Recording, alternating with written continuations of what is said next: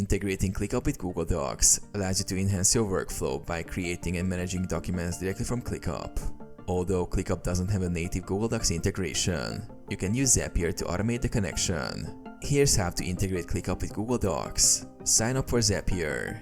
Create a Zapier account at zapier.com. Log in and click Make a Zap to start the integration process. Set ClickUp as the trigger. In the Trigger section, search for ClickUp.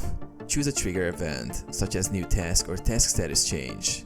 Connect your ClickUp account to Zapier by following the authentication steps. Set Google Docs as the action.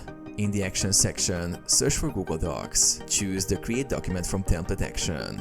Connect your Google account and select the Google Docs template you want to use.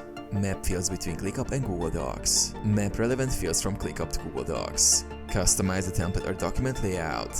Test and activate. Test the automation to ensure it works. Once satisfied, click Turn on Zap to activate the integration.